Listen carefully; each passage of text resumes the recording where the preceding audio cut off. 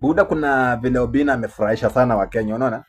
Sasa mi nataka hivi, juu nimeona kwa hii ring, kwa hii fight yenye Obina ameweka hii, mtu akipigwa ndo anapewa mita na anapewa sifa. Unajua, sasa nimekaa chini nikafikiria kama Majembe na Mbavu Destroyer, unaona?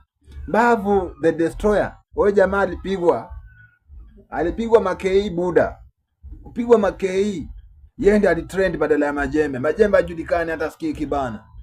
Nikapata huyu jamaa, kuna jamaa mwingine hapa bwana, jitu likipigwa. Jamaa bwana mwenye alipigwa tena ndiye alijulikana. Unaona? Sasa mimi nilikuwa nafikiria hivi. Niweke kwa hiyo list hiyo fight. Mimi bora waniambie tu mita. Mimi kitu nataka ni mita, sitaki kupiga mtu. Juu nitapigwa tu, unaona? Sasa mimi nataka hiyo mita juu.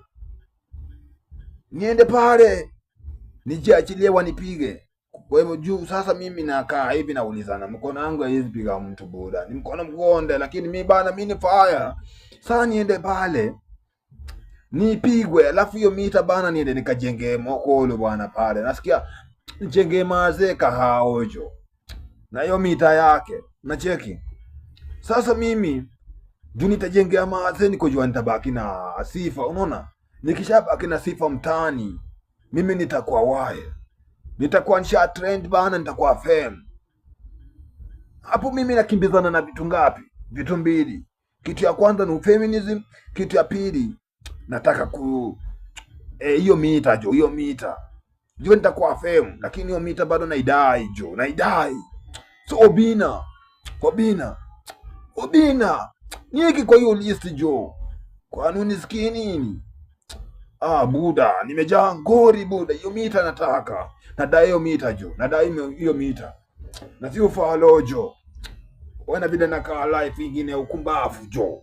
Lakini kama ningepata hiyo mita, mimi ningekuwa nishatoka siaka. Ningekuwa nishatoka shimo, yani ningekuwa naishi bwana kwa ghorofa. Obina wewe. Obina.